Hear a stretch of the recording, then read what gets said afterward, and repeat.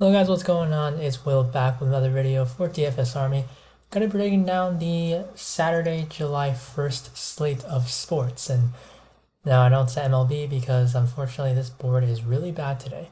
And I have two MLB plays and one I'm gonna go with WNBA. So the first one I'm gonna go with Jazz Chisholm over here, hitter fantasy score, taking the under on 9. And if you play on other apps like Underdog or Sleeper, that's one that we've added here in DFS Army that we're just spending a lot more time on. And if you look at those apps, Sleeper has them at 5.2 and Underdog has them at 7.5. So it's just all over the place for Chisholm today.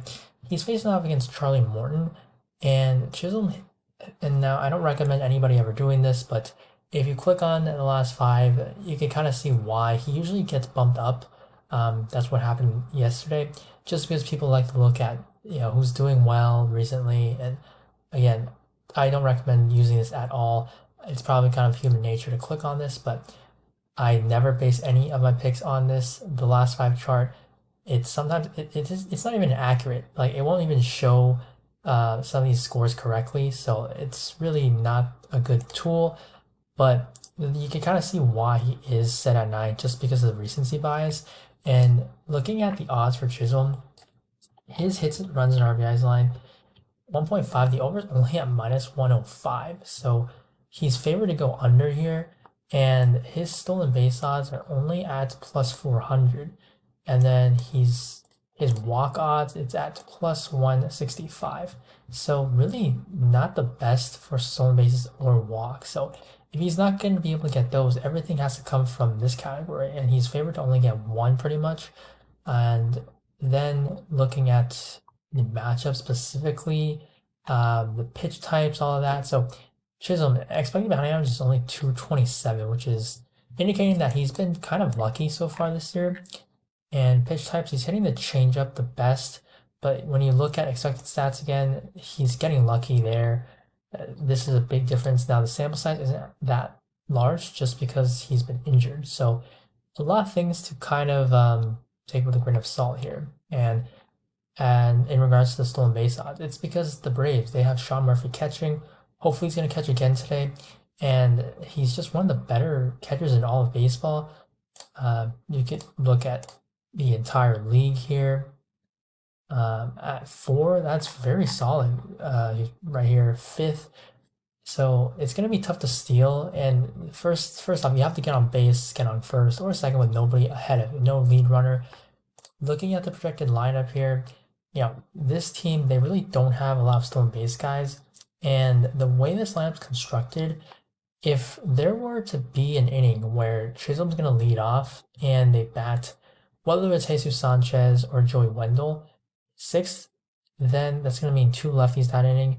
And you're probably going to see a lefty come in for the Braves, and that lefty is going to be AJ Minter, who he's a quality guy. And he did not work on Friday, day off on Thursday. So he's definitely ready if needed for this game. And if that lineup does, that part of the order does come up, this is going to be really bad for Chisholm because he's just not someone who can hit lefties well at all. 118 this year.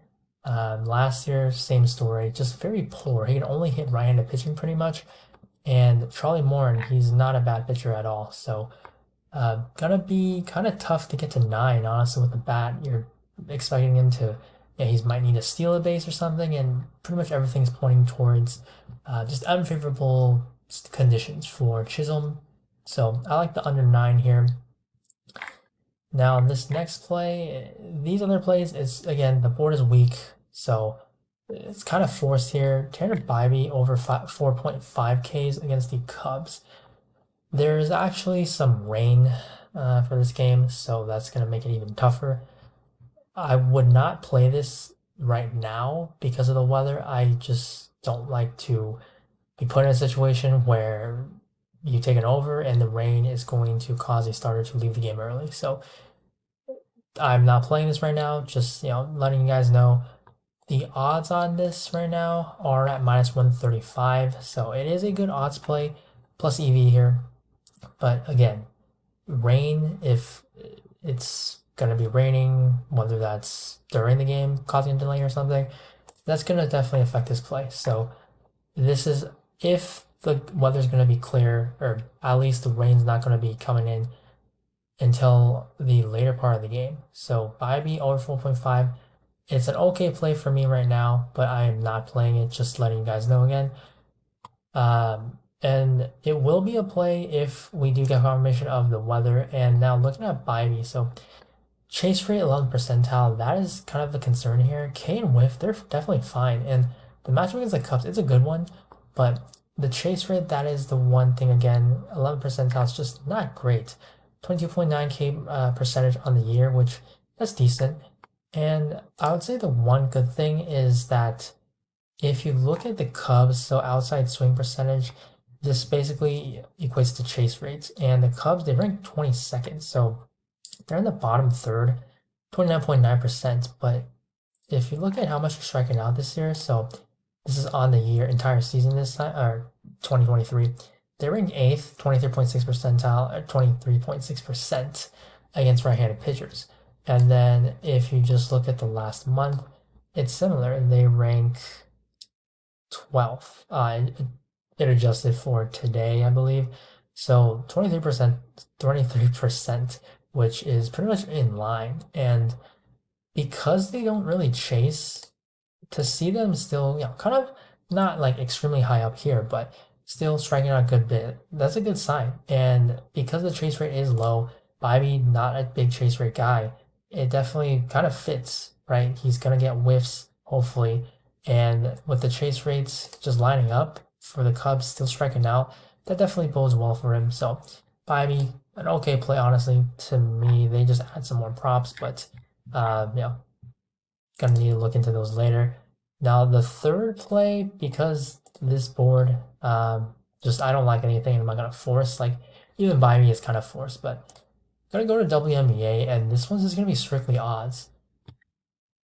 Brittany Griner and Diana Taurasi under 37 points.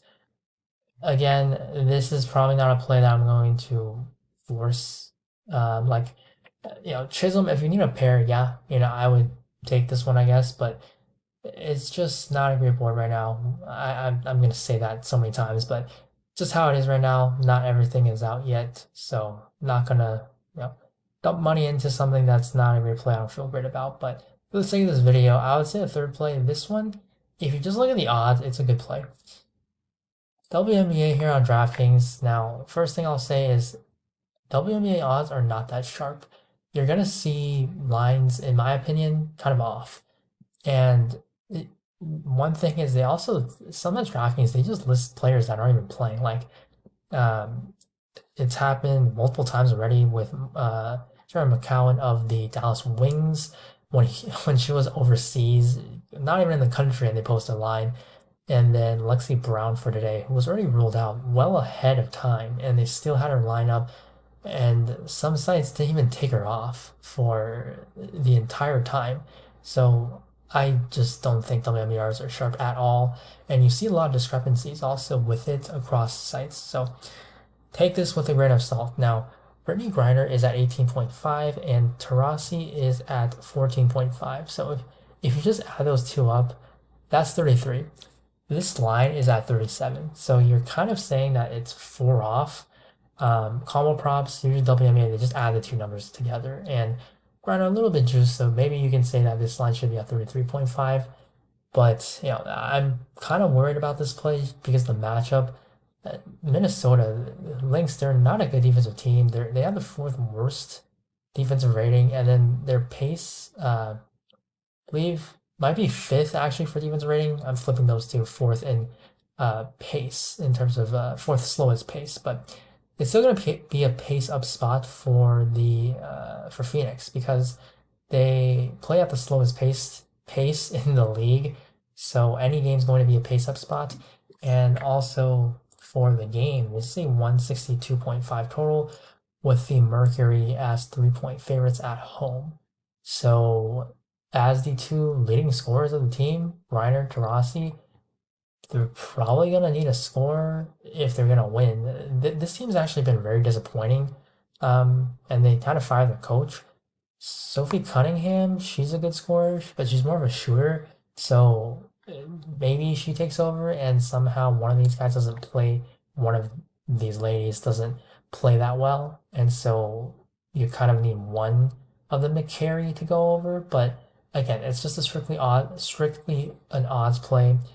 If the line's off, this is gonna get bumped when Prizepicks adjusts for DK odds. And with those lines where they are, like I don't expect them to shift 4 points together. So that's the reasoning for this play. Chisholm's gonna be my favorite for this video. Under 9, again, just a tough spot, but we do have a ton of value on Sleeper. Just again, just a tool and an app that we're spending a lot more time because they've added fantasy scoring. We just noticed a lot of valuable lines. So I'm posting that for the last few hours. Honestly, I'm just looking at that app and it's great value. So if you are interested in that, I did post a free play on my Twitter.